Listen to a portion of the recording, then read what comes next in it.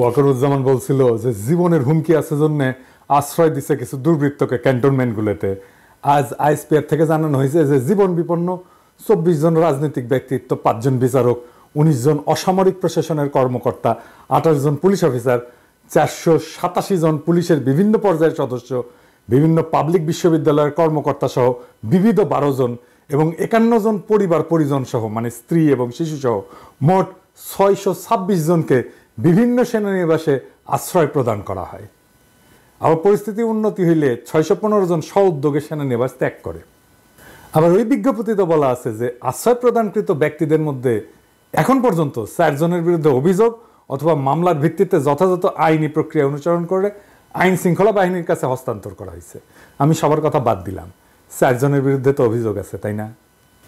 বাংলাদেশ দণ্ডবিধির 1860-এর অপরাধীকে আশ্রয় দেওয়া সংক্রান্ত ধারা 212-তে স্পষ্ট করে লেখা আছে, কখনো কোনো অপরাধ সংঘটিত হইলে এরূপ কোনো ব্যক্তিকে আইনানুগ শাস্তি হইতে লুকাইবার অভিপ্রায়ে আশ্রয় দান করে বা লুকাইয়া যে রাখে, যাহাকে অপরাধী বলে জানে বা অপরাধকারী বলিয়া বিশ্বাস করিবার কারণ থাকে, তার মানে সেনাবাহিনী অপরাধীকে আশ্রয় দিছে। 626 জনকে প্রাণ রক্ষার জন্য আশ্রয় দিছে, কথাটা ভুল। যে 4 জন অপরাধীকে লুকায় রাখছিল তাদের তো আইনানুগ শাস্তি থেকে বাঁচানোর জন্য লুকায় রাখছিল সংজ্ঞা অনুসারে। এটা পরিষ্কার ফৌজদারি অপরাধ। সেনাবাহিনীকে পুরা তালিকা দিতে হবে কে কে আশ্রয় নিছিল। এই যে সেনাবাহিনী আশ্রয় দিছে, এটা কি পাবলিক মানিতে আশ্রয় দিছে? তো জনগণের টাকায় আশ্রয় দিছে, তো নিজের ওয়াকারের পকেটের টাকায় তো আশ্রয় দেয়নি, তাই না? কোন অথরিটিতে তারা ঠিক করলো যে তাদের জীবনের আশঙ্কা আছে? এটা কি প্রাতিষ্ঠানিক সিদ্ধান্ত ছিল নাকি কোনো ব্যক্তির সিদ্ধান্ত ছিল? আশ্রয় দেওয়ার পরে কেন যাইতে দিল সরকারের সাথে কথা না বলে, ক্রস চেক না করে? এটা যেতে দেওয়া যায়? আচ্ছা, এইবার একটা জরুরি প্রশ্ন। প্রতিরক্ষা মন্ত্রণালয় কার অধীনে? প্রফেসর ইউনূসের অধীনে। তো স্যার, আপনি কি জানতেন যে এই লোকগুলোকে আশ্রয় দেওয়া হয়েছে, আবার সাইডাও দেওয়া হয়েছে? যদি জানেন তাহলে আপনি অপরাধমূলক কাজের সাই দিলেন কিভাবে? এই দায় তো সেনাবাহিনীর না, এই দায় তো আপনার একার নিজের। আর যদি জানা না থাকেন তাহলে আপনাকে না জানায় সিদ্ধান্ত নেয় কিভাবে সেনাবাহিনী? তার মানে রাষ্ট্রের একটা শক্তিশালী ইনস্টিটিউটের উপরে আপনার কোনো নিয়ন্ত্রণ নাই। ক্ষমতা বুঝেন স্যার? ক্ষমতা, হ্যাঁ, ক্ষমতা কারে কয়? ক্ষমতা হচ্ছে অ্যাবসলিউট, প্রেগন্যান্সির মতো কিন্তু। হ্যাঁ, হাফ প্রেগন্যান্ট বলে কোনো কথা নাই, তাই আংশিক ক্ষমতা বলে কোনো কথা নাই। আপনার যদি সেনাবাহিনীর উপরে কোনো নিয়ন্ত্রণ না থাকে তাহলে আপনার কোনো ক্ষমতা নাই। আপনাকে না জানায় যদি করে থাকে তাহলে যারা অপরাধমূলক কাজটা করছে তাদের বরখাস্ত করেন, এই মাত্র। আপনার ক্ষমতা যে হাফ প্রেগন্যান্সি না এটা প্রমাণ করার এটাই মোক্ষম সময়। কি করবে? আপনারা ধরবে, মারবে? কিচ্ছু হবে না। আমি লিখে দিতে পারি, আপনার কেশাগ্র স্পর্শ করার ক্ষমতা নাই। আর যদি এটা না করেন তাহলে দুর্নীতিগ্রস্ত নিপীড়নের সহযোগী বা নিপীড়ক অপরাধীদের নিরাপদে রাখার এবং চলে যাওয়ার ব্যবস্থা করে দেওয়ার দায় আপনার, একান্তই আপনার। আপনাকে আমি বলছিলাম যে উপদেষ্টা পরিষদ বিপ্লবের মর্মকে ধারণ করে না। আসেন একটা এক্সাম্পল দিই।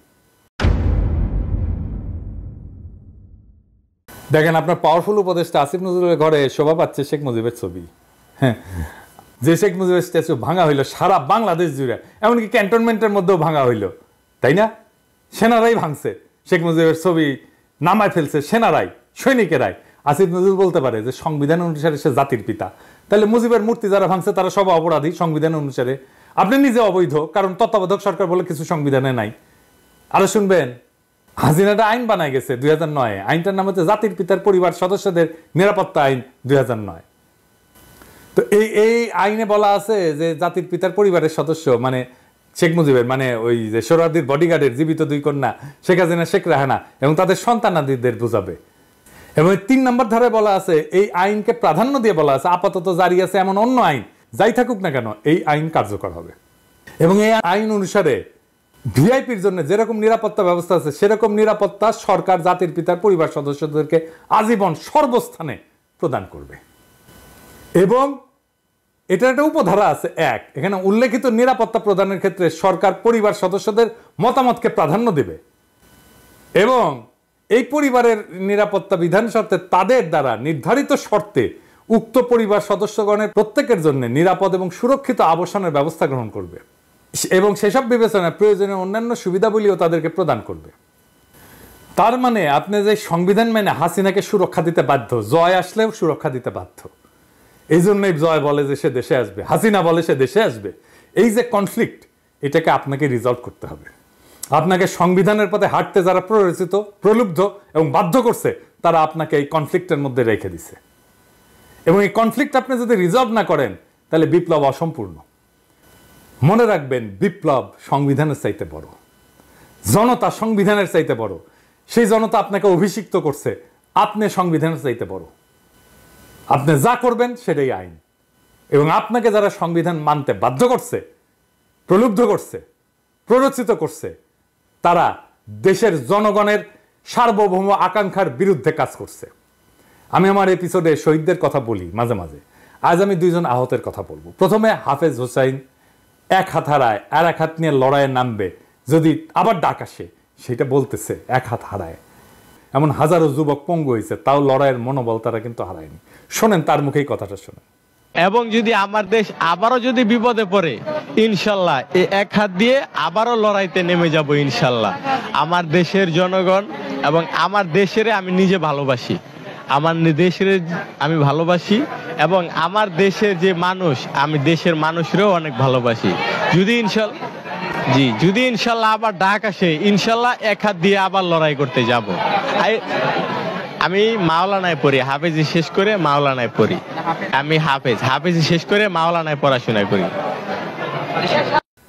এখন আর একজন মাদ্রাসা ছাত্রের কথা। সে বলছে যে আন্দোলনে আমরা সফল হয়েছি, কিন্তু আমার জীবন বিপর্যস্ত হয়ে গেছে।